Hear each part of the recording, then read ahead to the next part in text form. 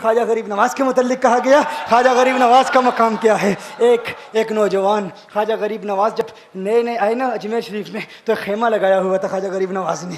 خیمے میں خواجہ غریب نواز عصر سے لے کر مغرب کے وقت تک روتے رہتے تھے. ایک ہی کام کرتے تھے, عصر سے لے کر مغرب تک گریہ وزاری کرتے تھے, روتے تھے. ایک نوجوان اجمیر سے باہر گیا ہوا تھا پڑھنے کے لیے, کچھ عرصے کے بعد واپس آیا اور اس خیمے کے قریب سے گزر ہوا اور گزرا تو رونے کی آواز آئی. فوراً دیکھتا ہے کہ خواجہ غریب نواز رو رہے ہیں, ابھی غیر مسلم ہے, اسلام قبول نہیں کیا. فوراً گھر جاتا ہے, ماں سے پوچھتا ہے, ماں یہ مسلمانوں کا گرو کیوں روتا ہے, مسلمانوں کا بابا کیوں روتا ہے؟ میں ہر روز گزرتا ہوں, عصر سے مغرب کے مابین جو وقت ہے یہ روتا ہے. ماں نے کہا جاؤ اس سے پوچھ لو کیوں روتا ہے. وہ نوجوان خواجہ غریب نواز کے خیمے کے اندر آیا, کہا بابا میں ہر روز یہاں سے گزرتا ہوں, آپ کے رونے کی آواز آتی ہے, بتائیے آپ کیوں روتے ہیں؟ کہا جاننا چاہتے ہو میں کیوں روتا ہوں؟ میں نے ایک مدت اپنے مرشد کے ساتھ گزاری ہے, مرشد کی خدمت میں گزاری ہے, مجھے اپنے پیر کی یاد رلاتی ہے, پیر کی یاد رلاتی ہے. میں عصر سے مغرب کے وقت تک اپنے مرشد کی یاد میں روتا رہتا ہوں. اس نوجوان نے کہا اچھا میں نے تو سنا تھا کہ انسان کو جب درد ہوتا ہے, تکلیف ہوتی ہے تو تکلیف انسان کو رلاتی ہے, آپ کو تو محبت ہے, یہ محبت میں بھی انسان کو رونا آتا ہے؟ کہا ہاں ہے نوجوان, انسان محبت میں بھی روتا ہے. کہا تو پھر مجھے بھی رونا ہے, میں بھی رونا چاہتا ہوں, مجھے بھی رونا سکھا دیجئے, مجھے بھی رونا سکھا دیجئے. کہا تو رونا چاہتا ہے؟ رونا چاہتا ہوں. کہا ٹھیک ہے, دو شرطیں ہیں, مسلمان ہو جا اور میرا مرید ہو جا.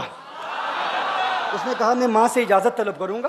ماں کے پاس گیا اجازت لینے کے لیے. ماں نے کہا تو ضدی ہے, جب تو ارادہ کر لیتا ہے, جو ارادہ کرتا ہے تو پورا کرتا ہے, جا جو کرنا چاہتا ہے کر لے. خواجہ غریب نواز کے بارگاہ میں حاضر ہوا, عرض کرتا ہے بابا میں پھر مسلمان ہونا چاہتا ہوں, مجھے مرید کر لیجئے. خواجہ غریب نواز نے مرید کر لیا, خواجہ غریب نواز کا مرید ہو گیا. اب خواجہ غریب نواز نے کہا اب وقت سارا میرے ساتھ گزرے گا, ناشتے کے وقت خواجہ غریب نواز کے ساتھ, سحری کے وقت خواجہ غریب نواز کے ساتھ, سحر کے وقت خواجہ غریب نواز کے ساتھ, پورا دن اسے خواجہ غریب نواز کے قرب کی کچھ ایسی عادت ہو گئی, خواجہ غریب نواز کا دیوانہ ہو گیا, ان کا عاشق ہو گیا. کچھ عرصہ گزرا, خواجہ غریب نواز نے فرمایا اب تیرے لیے 3 دن کی چھٹیاں ہیں, 3 دن کے لیے چھٹیاں ہیں, 3 دن کے لیے چلا جا. اس نے کہا مسئلہ ہی کوئی نہیں, ایشو ہی نہیں, پرابلم ہی نہیں, ٹھیک ہے 3 دن کے لیے چلا جاتا ہوں. اب جب 3 دن کے لیے گھر گیا, کہا 3 دن کے لیے تو اب مجھ سے ملاقات نہیں کر سکتا, مجھ سے ملنے کی اجازت نہیں ہے. اس نے کہا ٹھیک ہے نہیں ملوں گا. گھر گیا, جب پہلی رات پہلے دن جب گھر گیا, یہ وہ نوجوان تھا جو 3 روٹیاں کھایا کرتا تھا, آج ایک لقمہ بھی نہیں کھا پایا, ایک لقمہ بھی نہیں کھا پایا. اسے کچھ ہو گیا, کہہ رہے مجھے کچھ ویکیوم سا محسوس ہو رہا ہے, کچھ دل میں کمی سی محسوس ہو رہی ہے. یوں وقت گزرتا گیا, رات کا وقت آیا, آنکھ نہ لگی, سو نہ پایا, مکان کی چھت پر چلا گیا. ماں نے دیکھا بیٹا چھت پر کیوں چلا گیا؟ ماں چھت پر جاتی ہے, بیٹے کیا ہوا؟ کہا پتہ نہیں ماں, پتہ نہیں ماں, میں تو فوراً سو جاتا تھا, آج نیند بھی نہیں آ رہی, آج کھانا بھی نہیں کھا پاتا. ماں تو چلی جا. ماں چلی جاتی ہے. یوں جب سحری کا وقت ہوتا ہے اس کی آنکھوں سے اشکوں کی برسات جاری ہوتی ہے, اس کی آنکھوں سے اشکوں کی برسات جاری ہوتی ہے. وہ رو رہا ہے, رو رہا ہے, اس پر رکت تاری ہے. ماں آتی ہے, بیٹے کیا ہوا؟ کہا ماں مجھے پیار ہو گیا ہے, ماں مجھے محبت ہو گئی ہے,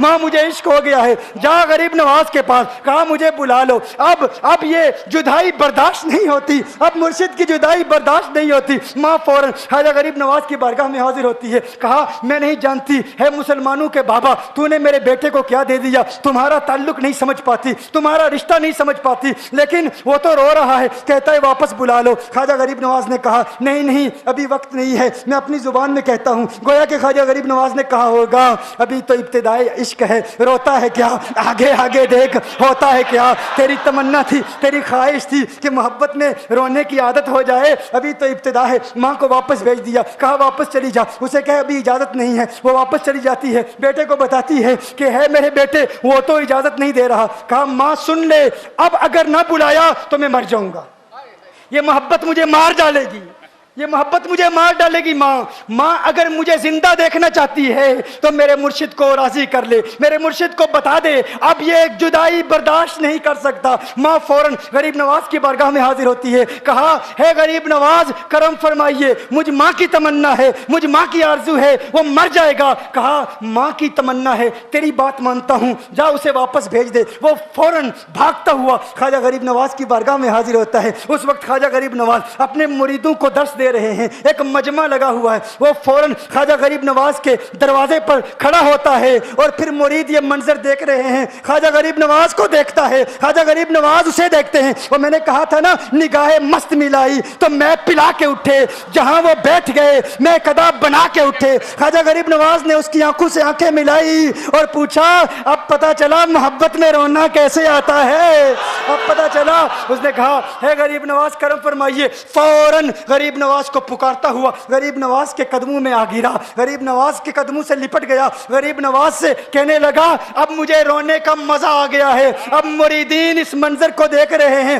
اور حیران ہو رہے ہیں کہ صرف خواجہ غریب نواز کا وہ مرید ہی نہیں رو رہا، سارے مرید رو رہے ہیں، اس پیار کے رشتے کو دیکھ رہے ہیں۔ اور پھر ایک عجیب و غریب منظر، خواجہ غریب نواز نے کہا آج رات تو نے کھانا کھایا تھا؟ کہا نہیں کھایا تھا۔ خواجہ غریب نواز نے فرمایا میں نے بھی نہیں کھایا تھا۔ اس نے پھر خواجہ غریب نواز نے فرمایا آج رات سویا تھا؟ کہا نہیں سویا تھا۔ کہا آنکھ مجھے بھی نہیں لگی، نیند مجھے بھی نہیں آئی۔ یہ منظر سب مرید دیکھ رہے ہیں، وہ مرید بھی رو رہا ہے اور خواجہ غریب نواز کی آنکھوں میں بھی اشکوں کی برسات جاری ہے۔ یہ وہ رونے والوں کا مقام ہے۔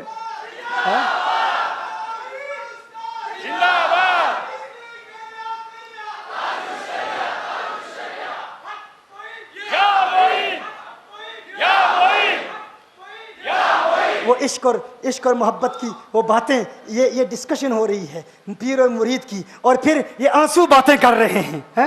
میری داستان حسرت وہ سنا کے روئے، میری داستان حسرت وہ سنا کے روئے، میرے آزمانے والے مجھے آزما کے روئے۔ کوئی ایسا اہل دل ہو کہ فسانہ محبت میں اسے سنا کے روؤں، وہ مجھے سنا کے روئے۔ میں اسے یہ رونے اور ہم رونے پہ آ جائیں تو دریا ہی بہا دیں، یہ چشتیوں کا رونا ہے۔ ہم رونے پہ آ جائیں تو دریا ہی بہا دیں، شبنم کی طرح ہمیں رونا نہیں آتا۔ وہ عشق والے پھر راز وفا کو فاش سر عام کر دیا، راز وفا کو فاش۔